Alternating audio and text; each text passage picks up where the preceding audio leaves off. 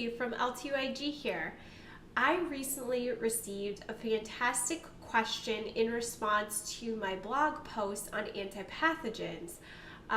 What they are, how and when is best to use them, and the importance of supplementing with probiotics to reset your gut flora. If you haven't read it yet, I'll include in more detail in the description below for you so that you can access it. It's chock full of valuable information if you're looking to heal your gut naturally. Now, the question I received was from a reader we will call S, and it reads, "Hi Lindsay, great blog post. I have a question about something you said. It's best to start slowly, not in the midst of severe symptoms.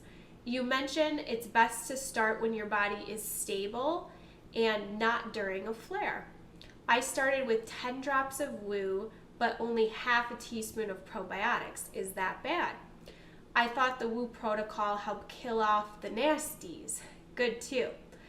And the probiotics 2 hours after will help improve things. Why would you wait until after a flare?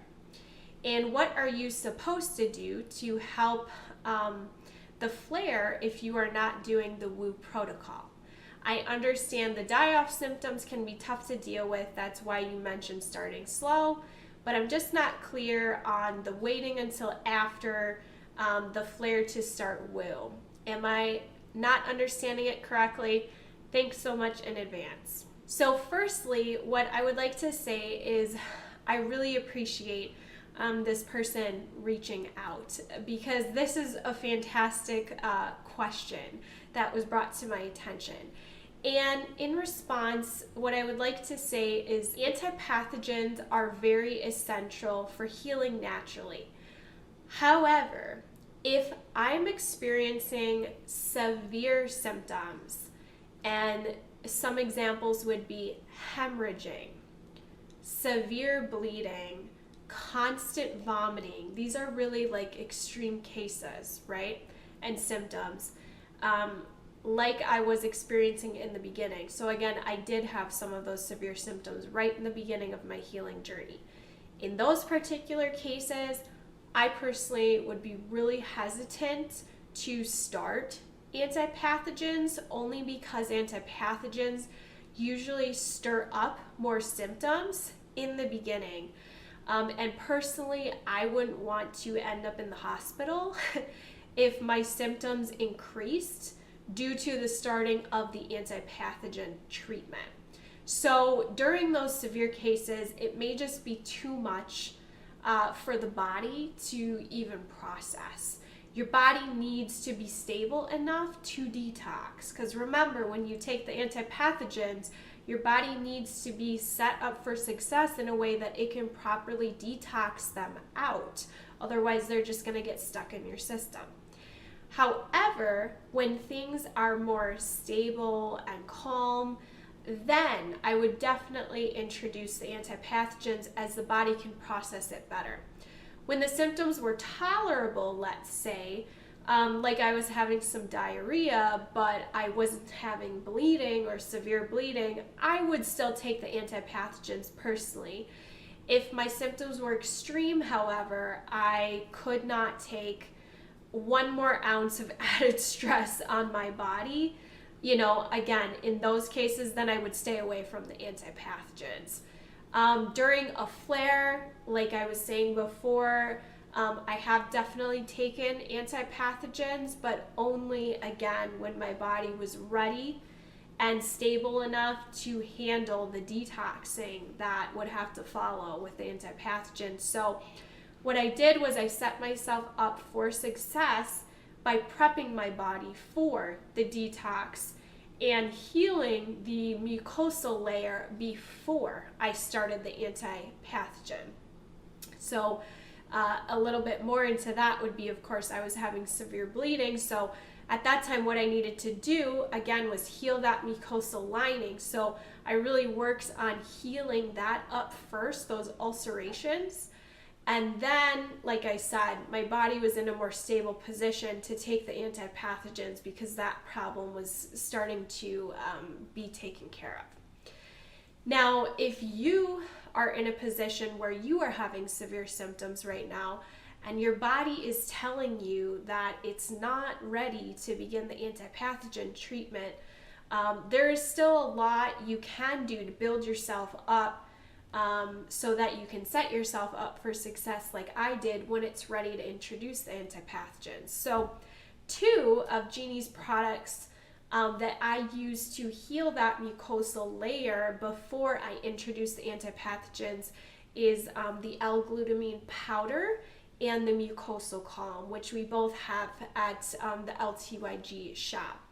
Now, Mucosal Calm helped get my bleeding down so that I could begin taking the WOO, or wild oil of oregano. And then L-glutamine helped with just, again, calming everything down and really strengthening the lining and the binding that holds the small intestine and the small bowel and all those together. And again, listen to your gut. So you know yourself well enough, and you will be able to feel if it's time to start antipathogens or if your gut is just too sensitive and you can tell now is not the right time. Now, when I am going through major life stress, for example, like moving homes, that's a big stressor for a lot of people. I know my body, and I know that there's no way I could tackle an antipathogen. It would be too much to lay an antipathogen at that time. And if I didn't listen to my body and I pushed it with taking an antipathogen, I would herx for sure, and my body would be miserable. So when I say herx, for those who are unfamiliar with that term, I mean that I would have a reaction to the bad bacteria dying off as a result of the antipathogen.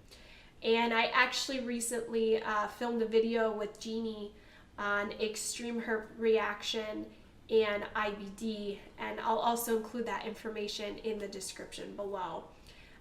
So as I was saying, when I start an antipathogen, I make sure to tune in how I'm feeling, what's going on around me, the environment, making sure it's the right time to start the antipathogen treatment so that I don't push myself and worsen the symptoms in the process. All right, well, I hope that answered your question. And if you are interested in learning more about Genie's favorite antipathogen, which is the WOO, the wild oil of oregano, make sure to download Genie's free ebook, What You Need to Know About Wild Oil of Oregano. In the book and the ebook, Genie guides how to choose a potent brand of wild oil of oregano, scientific research on oil of oregano's antipathogen abilities, how and why wild oil of oregano is particularly useful for gut infections, when to use full strength wild oil of oregano, when to dilute it, and recipes. Genie also shares some of her top home remedies while using wild oil of oregano, so make sure to download your free copy at listentoyourgut.com/woo.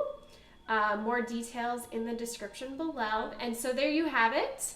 I always love receiving questions from you all, so please really feel free to reach out at any time with any that you have. Until next time, happy healing, and remember, always listen to your gut.